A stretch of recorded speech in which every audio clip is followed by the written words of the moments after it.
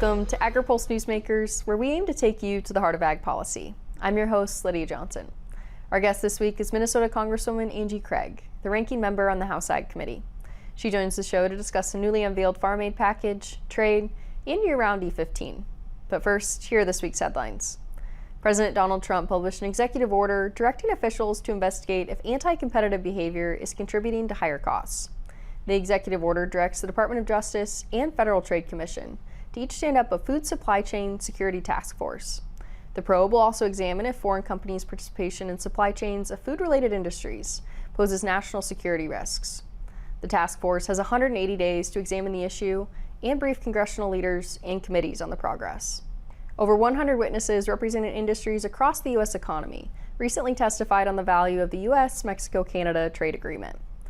The pact has been a boon for some U.S. farm exports, while others in the ag sector face existential threats from rising Mexican imports. Now, the Office of the U.S. Trade Representative is telling key congressional committees that a report on the administration's priorities for a mandated 6-year review of the North American trade deal will actually be a closed-door oral briefing. Lawmakers are pushing back. Oregon Senator Ron Wyden said the public should be able to see a written report clearly laying out the United States position before the review. And Iowa Senator Chuck Grassley said that congressional intent when crafting the USMCA statute was for written reporting. However, the White House said there was no requirement for a written report, so the Trump administration didn't think it was necessary. President Donald Trump and senior officials unveiled a $12 billion farm aid package to provide support for farmers impacted by market and commodity market losses. Speaking at the White House roundtable announcement, Ag Secretary Brooke Rollins said the first $11 billion will go to row crop farmers as a bridge payment until the new golden age when farmers can support themselves without relying on government assistance. Row crop farmers can expect an estimate of their payment amount before the end of the year. Payments will be distributed by the end of February of 2026. The final $1 billion of the $12 billion package is reserved for specialty crop growers. Rollins said the administration is still working to best understand where specialty crop growers are in the farm economy to determine how payments will be set and which crops will be included. Minnesota Congresswoman Angie Craig serves as ranking member on the House Ag Committee.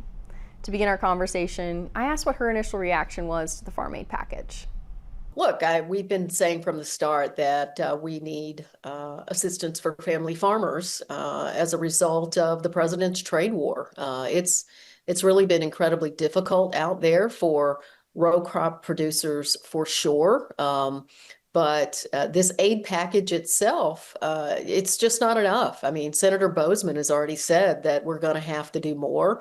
The fact that specialty crops have been left out of this package is very concerning to me.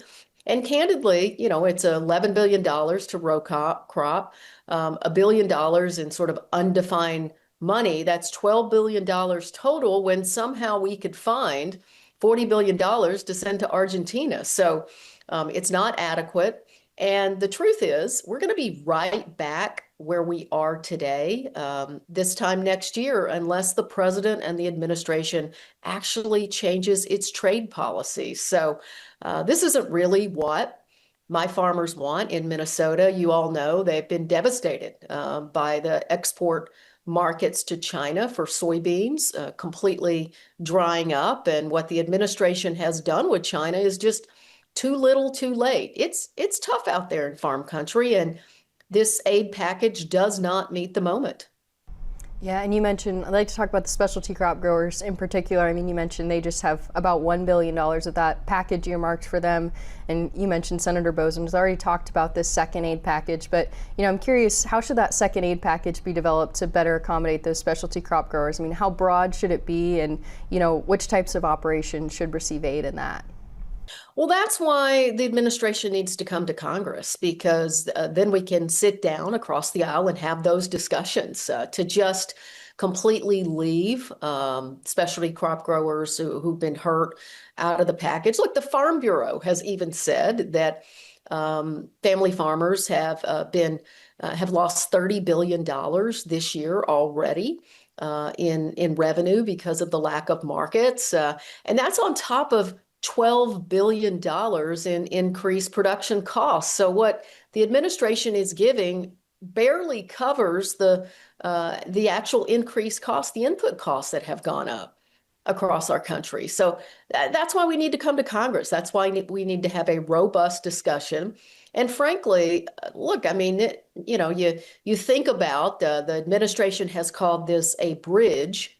Where's the bridge? This is more like a circle. We're going to be right back where we started 1 year from now at a time when farm bankruptcies are up 57% this year. And you mentioned that circle. I mean, American Farm Bureau Federation released an analysis that about $42 billion in aid was released or announced just this year alone between ECAP payments and now this program. I'm curious, how do you balance the need as a lawmaker in your position between compensating growers for the conditions right now, but also doing what farm groups in many of their statements called for this long-term structural farm policy reform to really alleviate the need for payments in the future? Well, we want to eliminate the need for payments in the future, but to do that, you're going to have to end the trade war. I mean, you look at all these tiny countries that the administration is trying to do trade deals, collectively all together, none of them, all of them won't make up for the export business lost to China alone. And look, I mean, it's ridiculous. The president goes to China, he secures a trade agreement that gets us right back to where we started when he took the oath of office this year. I met a lot of farmers earlier in the year at a Farm Bureau meeting who said they really hope that this was just a lot of bluster. This isn't bluster. He's really implementing these policies. We'll be back with more Newsmakers right after this. Farm Credit supports rural communities and agriculture with reliable, consistent credit and financial services in good times and bad. We provide loans to farmers and ranchers, farmer-owned cooperatives, rural homebuyers, agribusinesses, and rural infrastructure providers. As cooperatives, we're locally owned and governed. We help agricultural producers feed the world. For America's farmers, Farm Credit supporting rural communities and agriculture. Learn more today.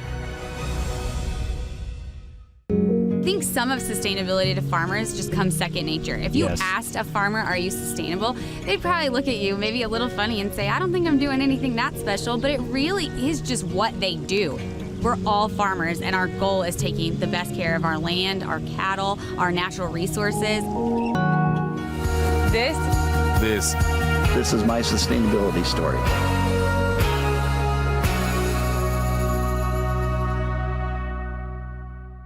Welcome back. China made a commitment to purchase 12 million metric tons of soybeans by the end of the year, but U.S. Trade Representative Jamieson Greer recently said that refers to the growing season, not the calendar year. We asked House Ag Committee Ranking Member Angie Craig if it's clear to her when that deadline is, and if she anticipates China to meet the target. The goalposts keep changing. I mean, it's getting kind of ridiculous. I don't listen to anything this administration says now. When it comes to timelines and what they intend to do. We estimate that maybe China has reached 25% at this point to its level of commitment it made to the United States. And again, even if it reached 100%, they would be right back where they are. And remember what's happening here. These trade agreements, these markets don't come back quickly. We're still recovering from President Trump's first trade war when he came back to office and implemented a second trade war. And during that period of time, Brazil and Argentina have done, frankly, a terrific job of, doing what they needed to do to be able to fill the gap that American farmers are feeling. So, look, I don't know how many times I have to say that this is ill thought out policy when it comes to our family farmers. I've been saying that since day one, that if this is what the administration was going to do, this is where we were going to end up. We would need more government funding. I know my farmers don't want this. They want trade. They want robust markets. And, frankly, this coming back to the well every single year to Congress, it's not going to last forever. And you mentioned opening domestic markets, but as we wrap up here, one exchange during the White House roundtable this week was on opening domestic markets for row crops by passing year-round E15. I mean, does the current trade situation, do you think, make a case for finally getting year-round E15 across the finish line? Well, it shouldn't take a trade war and decimating export markets to convince the administration that year-round E15 is a good idea. Folks may not remember that I actually was the member of Congress before I was the top Democrat on the Ag Committee, who is the only member of Congress who ever got year-round E15 across the finish line in the House of Representatives. And of course, unfortunately, we couldn't get it done in the Senate, and that was under a Democratic-controlled White House and administration. So I sure hope it puts additional pressure on the White House to finally get year-round E15 across the finish line. We'll be back with more Newsmakers, but first, Andrew Haneke looks at how the upcoming round of Farmer Bridge Assistance payments could compare to Emergency Commodity Assistance Program payments farmers received in 2025. The Trump administration will provide $12 billion in financial support for farmers, with the first $11 billion going to row crop producers before the end of February. That $11 billion will be distributed as bridge payments through the Farmer Bridge Assistance Program. USDA believes the payments will help address market disruptions, higher input costs, inflation, and export losses. This chart shows the estimated comparison of payments per acre between the 2025 Emergency Commodity Assistance Program and the Farmer Bridge Assistance Program. You can see farmers could expect to receive more money per acre from the Farmer Bridge Assistance Program for corn, soybeans, wheat, cotton, sorghum, and rice. For Agri-Pulse, I'm Andrew Haneke. Trial lawyers are using a discredited report from a World Health Organization subagency to attack a safe, American-made weed-fighting tool. This critical tool helps keep your food costs down, and without it, food inflation could double. Stand with American farmers and keep trial lawyers' greed out of our farms and food supply. Fight back. Call your local representative. Join us as we celebrate 3 decades of Commodity Classic, agriculture's largest farmer-led event, February 25th through 27th. Experience game-changing solutions. Connect with thousands of forward-thinking farmers and explore innovations from over 400 companies, all focused on powering your farm forward with efficiency and profitability. Housing and registration opens November 6th. Don't miss 30 years of agricultural excellence in the heart of Texas. Welcome back. USDA announced a $12 billion farm aid package this week to support producers impacted by market loss and low commodity prices. We're joined by Eric Gibson with Rabobank and Jonathan Koppas from the University of Illinois Gardner Ag Policy Program on our panel this week. To begin, Eric, can you lay out what producers should know about the aid program? First off, this was a long time coming. We've heard comments and some promises for some commitments from the administration to ensure that producers would be supported through these tough times. In the current, nature of things, this trough in the, commodity cycle that farmers are going through, a little bit is going to go a long way. Will it be enough in the grand scheme of things to kind of check that box in addressing all of the economic shortcomings that they're going through? Because again, this is way more than just tariffs. It's more than just, exports, high operating costs, other natures that are making it a difficult economic scenario for producers. A lot of things that need to be addressed. We've already heard some comments about some indicating that this won't be enough for now. But again, bridge payment until we get to those amplified ARC and PLC payments next year, that should be the goal of this packet. And again, we're all just waiting on more clarity on how these funds will be, divvied up amongst commodity groups. I think you could assume that corn, soy, wheat, cotton, rice, they're going to get a good chunk of this. But each one of those groups are kind of in a different scenario in terms of kind of a per acre and per bushel loss, for this current crop cycle. So more questions to answer questions, but the big thing is producers should know where they're at on their balance sheets. They should know what their books look like. Anything that they can do to decrease operating costs in the coming season is going to be a big deal. I know that's really challenging to think about as inputs continue to be high. But just that continued nature, farmers are resilient in making this thing work. What can they do to take it a step further? And Eric, the aid includes $1 billion earmarked for specialty crop growers as well. I mean, you said this is just a start with the aid package, but I'm curious, is that $1 billion enough to cover some of the losses from the specialty crop growers, or what more needs to be done there? Fortunately, a lot of these specialty markets are a little bit more stable right now. They have the opportunity to serve a domestic marketplace, which hasn't been shaken up as badly by some of the trade dynamics right now. So welcomed. When you look at the representation of specialty crop receipts in the U.S., that $1 billion to $11 billion, it's a little off what the numbers look like in terms of cash receipts. So I think our specialty producers would like to see that number go up a little bit. But again, this administration has maintained that it is here to support producers. With the first trade war, there were a number of packets that came out to support producers. And then going into an election year, what are representatives, Congress folks that are seeking re-election, what are they willing to do and work together on to make sure that their constituents are taken care of? I think the questions, again, will remain there, but should be opportunistic about some additional support at some point. We'll be back with more Newsmakers right after the break.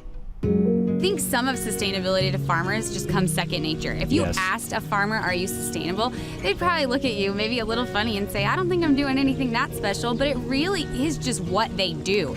We're all farmers, and our goal is taking the best care of our land, our cattle, our natural resources. This is my sustainability story.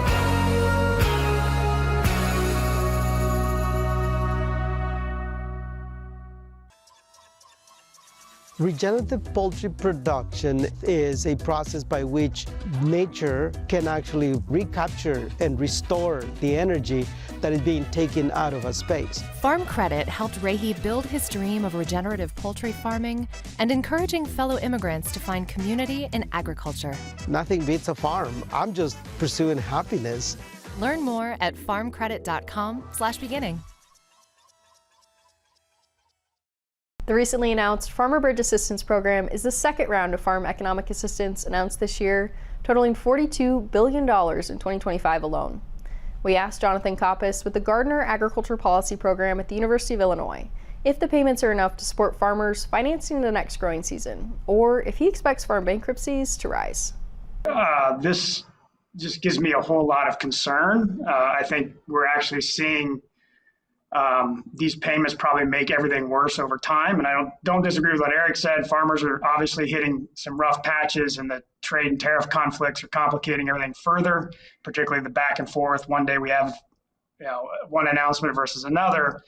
But at the end of the day, one of the things Eric said I think is incredibly important is farmers have to manage through this, and that includes adjustments, dealing with high input costs, cash rents, and everything else. And these payments are more likely to keep those costs up and push farmers over cliffs that I just think we're heading in a very dangerous direction. The idea that we have to bridge from $10 billion in the spring to $13 billion projected for next fall, and then maybe come seeking more funds is, I think, a really, really difficult and I think potentially really problematic thing for farmers. I mean, I understand that there's political reasons for this, but when you're a farmer and worried about how do you go to your landlord and negotiate a new cash rent when they just see you got $22 billion in additional payments? And so I think we're setting a lot of people up for a really tough situation because particularly if the Chinese market for soybeans does not come back in any real manner, and we've given a lot of that away to Brazil. These payments are temporary, but the consequences of everything are going to be a lot longer term.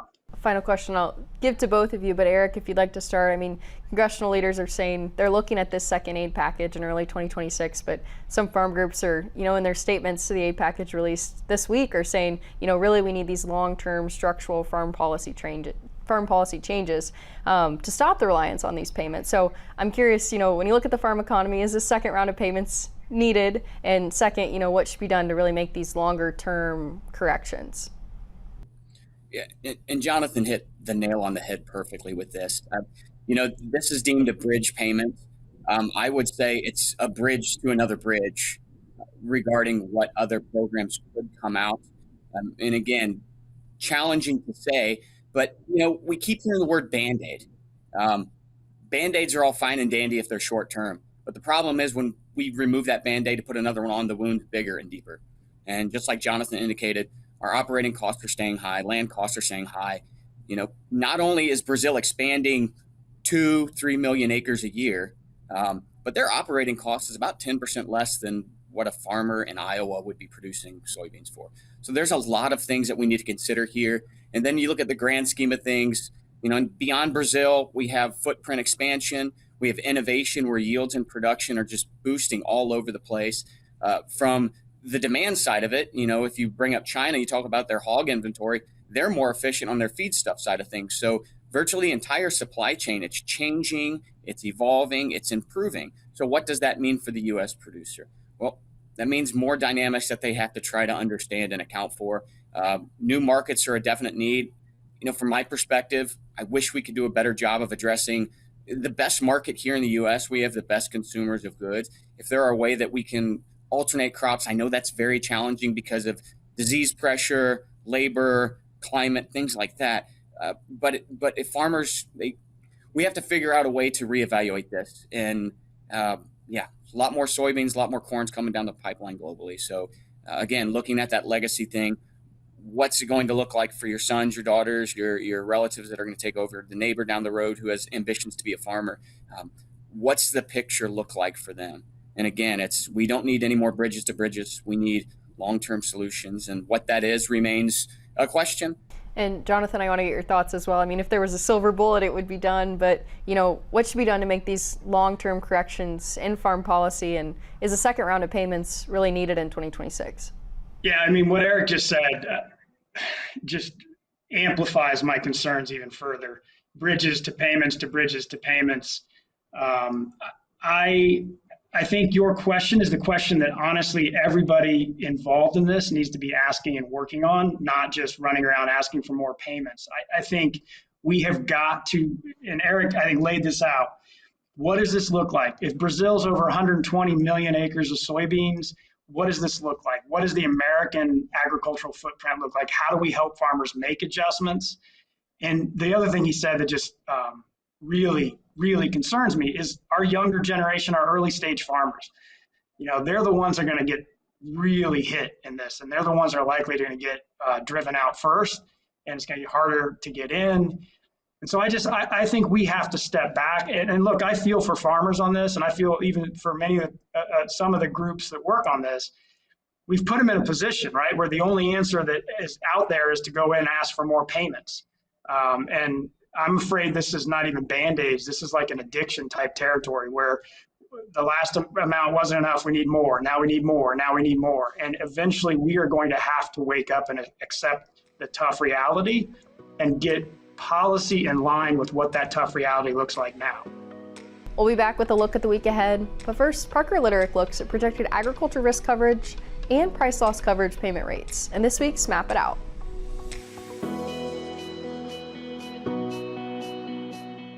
Farmers may soon be leaning on ARC and PLC programs for financial stability as U.S. trade deals remain uncertain.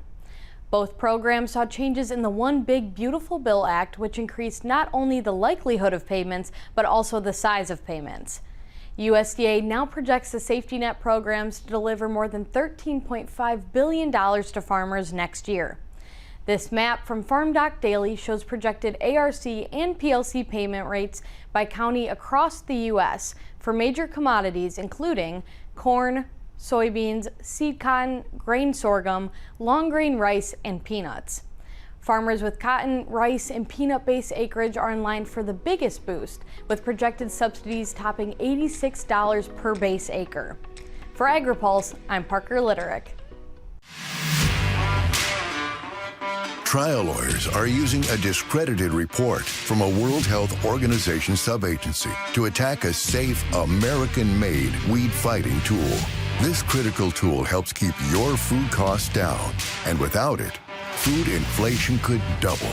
Stand with American farmers and keep trial lawyers' greed out of our farms and food supply. Fight back. Call your local representative.